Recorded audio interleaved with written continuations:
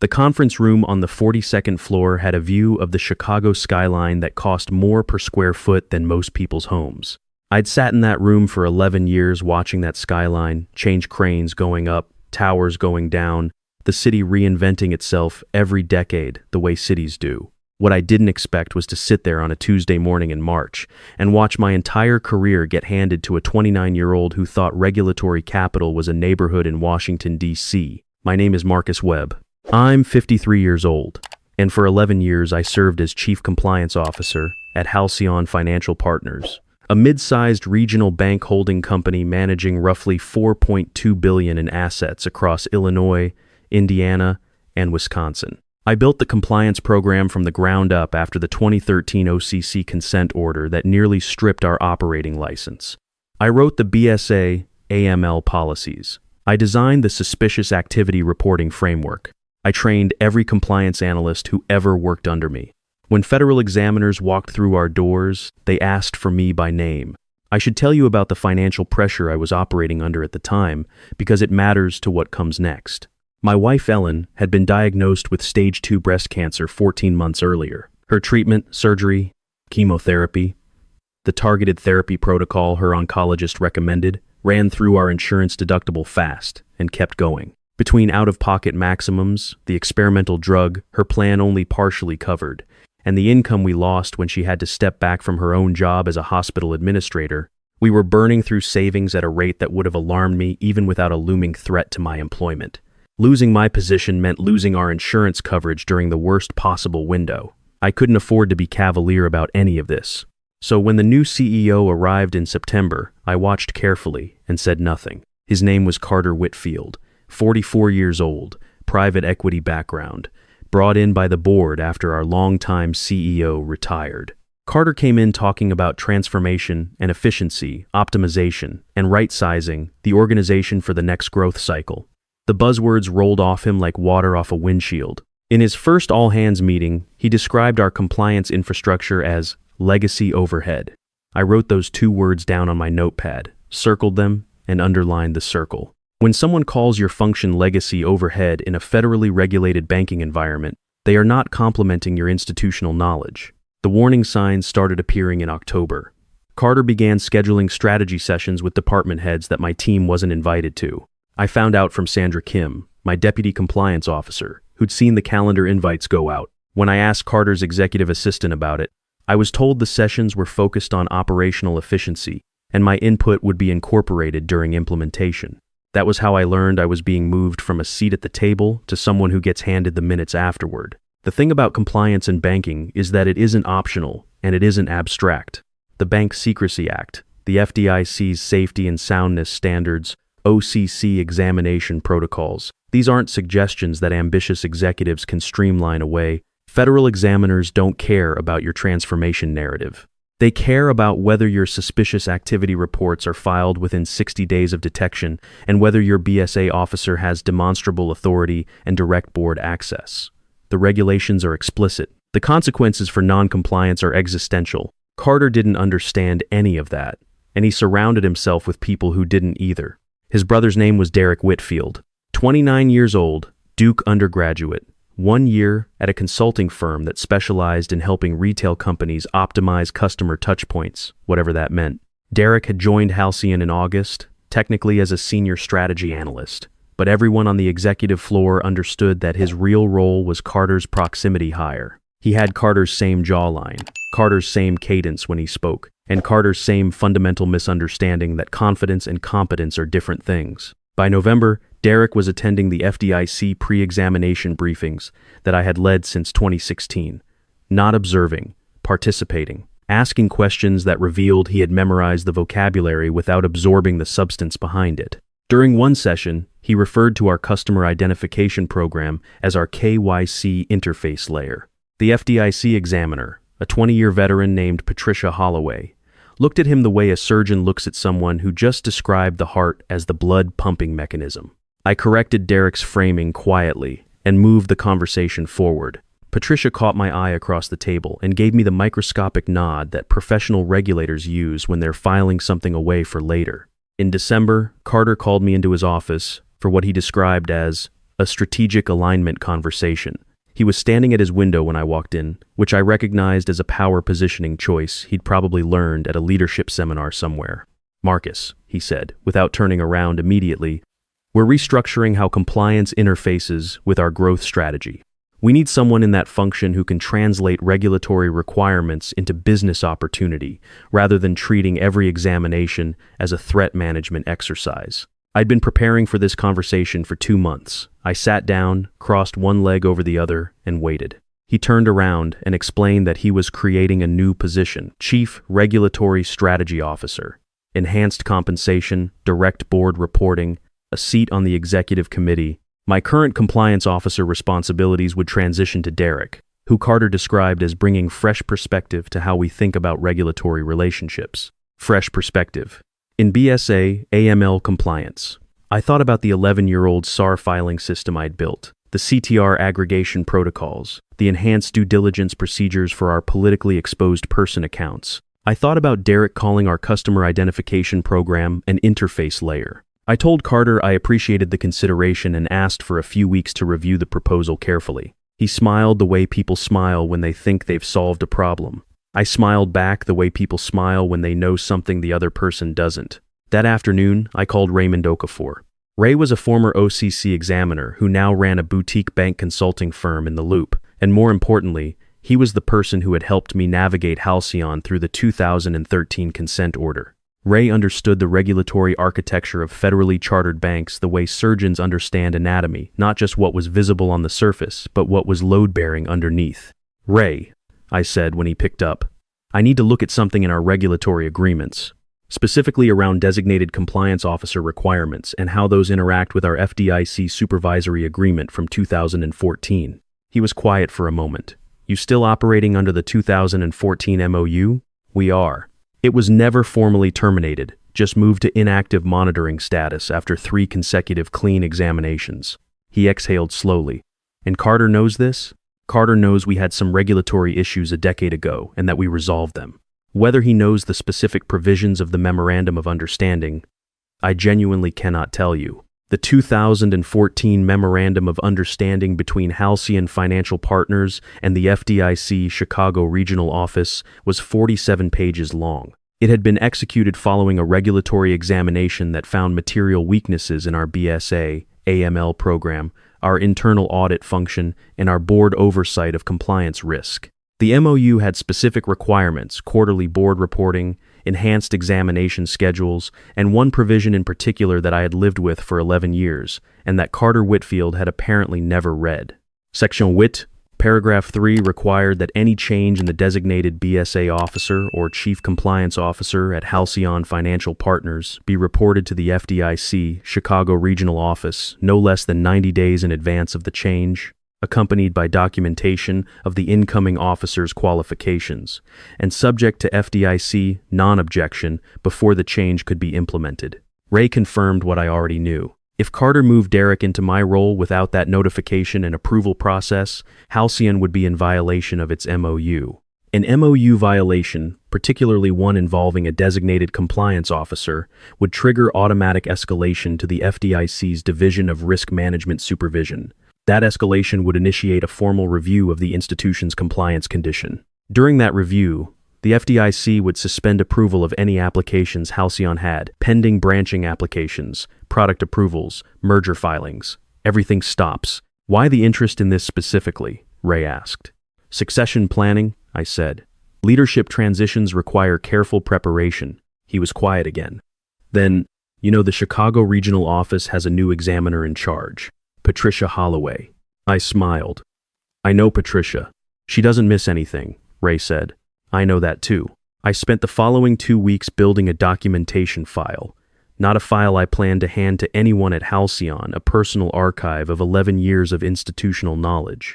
Every BSA, AML policy I had written, every examination report, every FDIC correspondence, the documented evidence that the Halcyon compliance program was essentially the product of one person's sustained effort over more than a decade. I kept copies on encrypted drives at home. January brought Carter's timeline into focus. He announced internally that Derek would be transitioning into the regulatory strategy and compliance function in late February, with a full handover completed by March 15th. The timing was deliberate. Our scheduled FDIC annual examination was set for April 7th. Carter apparently believed Derek could learn 11 years of compliance infrastructure in 6 weeks and present it credibly to federal examiners 8 weeks after that. Sandra came to my office on a Monday morning in late January looking like she'd been awake for 40 hours. She closed the door and put her laptop on my desk. "Marcus," she said, "I have to show you what Derek is proposing for the examination prep." He had redesigned our examination management framework. The detailed transaction monitoring documentation that Patricia Holloway's team would expect to review the alert disposition records, the SAR narrative templates, the enhanced due diligence files had been consolidated into what Derek called an integrated compliance dashboard, a single PowerPoint deck with summary metrics and graphs that he believed would communicate our compliance posture more efficiently than the underlying documentation. "Sandra," I said, "what happens when the examination team asks for the source documentation behind these metrics? That's what I'm worried about." Derek told me that examiners appreciate streamlined presentation, that they don't need to wade through years of transactional records if we give them the analytical conclusions. I leaned back in my chair. FDIC examiners do not accept analytical conclusions in lieu of source documentation. They are auditors by training and by statute. They will ask for the SAR filing records going back 3 years. They will ask for the CTR aggregation methodology. They will ask for evidence that our board audit committee received quarterly BSA reports in the format required by the MOU. When Derek cannot produce those things, they will issue a document request list that will take my team 6 weeks to fulfill, and during that 6 weeks, the examination rating will be suspended and every pending application we have will sit frozen. "What pending applications do we have?" She looked at me carefully. "You don't know? Tell me." Carter had spent the fall negotiating a branch expansion deal with a private equity firm called Meridian Capital Group. 15 new branches across the Chicago suburbs, funded through a partnership structure that required FDIC approval of a branching application. The deal was valued at $43 million in committed capital. Carter had been telling the board it would close by the second quarter. The branching application had been filed in November. It was sitting in the FDIC Chicago regional office, waiting for review. Patricia Holloway's team. I sat with that information for a long moment. Then I started making phone calls. The firm was called Lakefront Compliance Advisors. They occupied 2 floors of an office building on Michigan Avenue, and their managing director was a woman named Christine Park, who had spent 12 years as a senior compliance executive at 2 of the largest bank holding companies in the Midwest before going independent. We had crossed paths at the Illinois Bankers Association Compliance Conference every year for the past 5 years. She had recruited me twice. I had declined twice because the timing wasn't right. I called her on a Wednesday evening from my car in the Halcyon parking garage. "Christine," I said when she picked up, "I need to have a conversation that I should have had a year ago." She laughed. "The timing finally, right?" Something like that. "I'd want to bring Sandra Kim with me. She's the best deputy compliance officer in Illinois, and she'd be wasting her career watching what's about to happen at Halcyon." Christine didn't hesitate. "What's your timeline?" "I need 8 weeks to handle the transition properly. There are regulatory notification requirements for my departure that have to be managed carefully." What I didn't tell her was that those notification requirements were about to become Carter Whitfield's catastrophic education in the difference between running a private equity portfolio and running a federally supervised financial institution. I submitted my resignation on a Friday morning in early February. Not to Carter, not to Human Resources. I sent the letter directly to Raymond Okafor, who submitted it on my behalf to the FDIC Chicago Regional Office, accompanied by a formal notification under Section 8, Paragraph 3 of the 2014 Memorandum of Understanding. Marcus Webb, designated BSA officer and chief compliance officer for Halcyon Financial Partners, would be departing the institution effective March 28th. The notification included Derek Whitfield's name as proposed successor, along with Derek's biographical summary: Duke undergraduate degree, 1 year of retail consulting, 8 months as a senior strategy analyst at a bank holding company. Patricia Holloway's team responded within 48 hours. The FDIC's letter to Halcyon's board was 4 pages long. It acknowledged receipt of the compliance officer change notification. It expressed the FDIC's intention to conduct an off-cycle supervisory review in light of the proposed personnel change, given the institution's history under the 2014 MOU.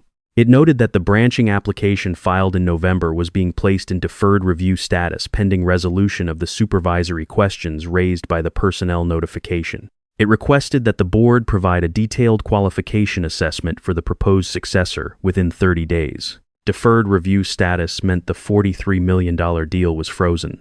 Carter's assistant called my cell phone 11 times that Friday afternoon. I was at a coffee shop on Wacker Drive reviewing my employment agreement with Lakefront, so I let the calls go to voicemail. His messages moved through the stages with impressive speed, confusion, then urgency, then something that sounded almost like panic by the seventh message.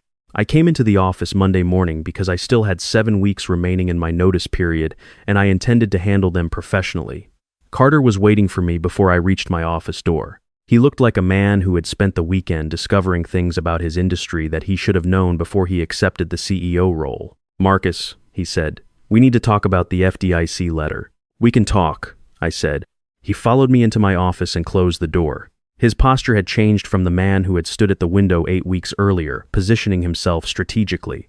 He stood in front of my desk, the way people stand when they've run out of positioning options. "The branching application," he started. "The Meridian deal? There has to be a way to get the FDIC to lift the deferral." I sat down. "There is a process for responding to the supervisory letter. Your general counsel should be coordinating with outside bank regulatory counsel immediately. You'll need to submit Derek's qualification documentation within 30 days. But I'll be candid with you, the FDIC is not going to approve a 29-year-old retail consultant as BSA officer for an institution still operating under a 2014 MOU. That's not a political judgment, it's a regulatory standards question. Derek doesn't have the CAMS certification, doesn't have the examination experience, and doesn't have the institutional history with our SAR filing program that examiners will require." He was quiet for a moment. "What are our options?" "You have 2 paths. The first is to withdraw the proposed successor notification, halt the compliance restructuring, and maintain the current program structure. The FDIC may lift the deferral if they see continuity of qualified personnel. The second is to hire an external candidate with appropriate credentials, experience, and certification, which will take a minimum of 3 to 4 months even in an aggressive search, during which the deferral will likely remain in place. What about you staying on?" "I have accepted a position with another organization. My departure date is March 28th. The Meridian deal closes in June." Carter said it like a fact, but it came out sounding like a question. "Then, I'd focus your energy on path 1 or path 2. He stood there for another moment, looking at the view behind my desk, the same Chicago skyline I'd been watching for 11 years. I thought about the morning back in 2013 when I'd stood in a regulatory examination room and told the OCC that I would personally rebuild the BSA program and make it bulletproof. I'd done exactly that. It just turned out the bullet eventually came from inside the building. "Marcus," he said finally, "I made some decisions last year that I think we both know were wrong. The pace I was moving, the assumptions I was making about how quickly Derek could be brought up to speed. If there's a number that keeps you here until the Meridian deal closes, I want to hear it." This wasn't the first time someone had tried to offer me a number from a position of desperation, and the answer was the same as it had always been. "Carter," I said, 11 months ago you stood in this building and called my function legacy overhead. What I've learned is that federal regulators have a different term for it. They call it safety and soundness infrastructure, and they're fairly rigid about requiring it to exist. I left him in my office and went to find Sandra to brief her on the week ahead. The following 6 weeks were professionally unremarkable on my end and reportedly catastrophic on Carter's.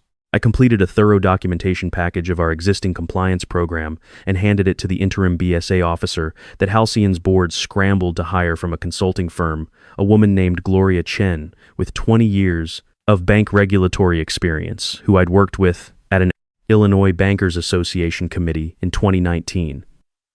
I told Gloria everything she needed to know about our program's history, our examination relationships, and our FDIC point of contact.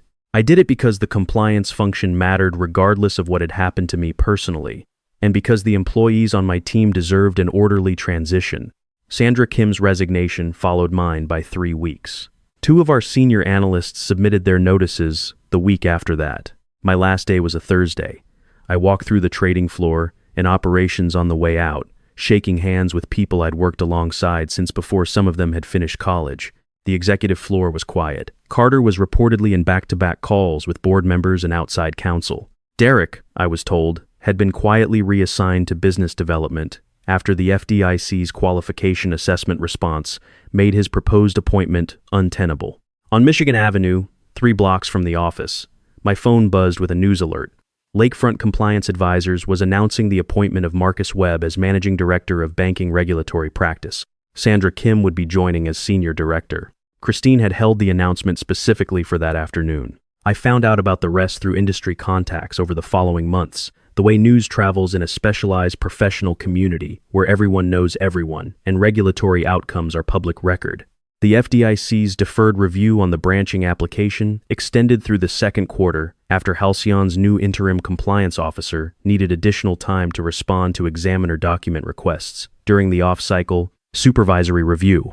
The examination, when it concluded, resulted in a rating downgrade in the management component that triggered enhanced supervisory attention for the following 18 months. The Meridian Capital deal did not close in June. It did not close in the third quarter. In October, Meridian Capital announced it had redirected the branch expansion commitment to a different regional banking partner that had, as their press release described it, a fully resolved regulatory profile and established compliance infrastructure. $43 million.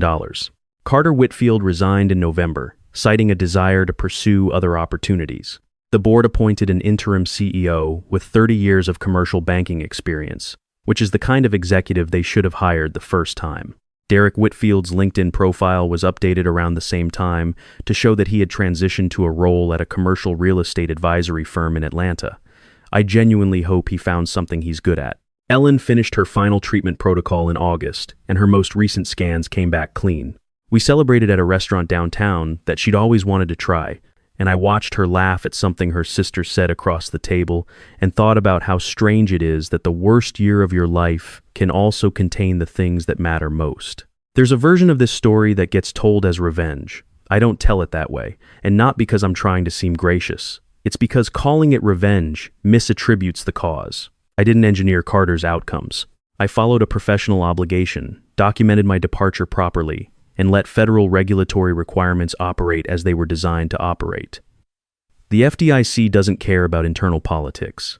They care about whether your BSA officer can explain your SAR filing methodology to a federal examiner. When the answer to that question is no, the institution bears the consequences. What Carter actually lost wasn't $43 million. He lost 11 years of someone choosing to stay in one place and build something that worked. That's a different kind of asset than anything that appears on a balance sheet, and the interesting thing about it is that you don't always know it's load-bearing until you remove it and watch what happens to the structure around it. Some things in banking require time to build. Examiner relationships, regulatory credibility, institutional history, the specific knowledge of why every procedure exists and what it was designed to prevent. You can't download that from a consultant or summarize it in a dashboard, or hand it to someone who spent the previous year optimizing customer touchpoints for a retail chain. Federal examiners have been doing their jobs since before PowerPoint existed. They know the difference. Carter learned that eventually, the tuition was expensive, but some lessons don't come any other way.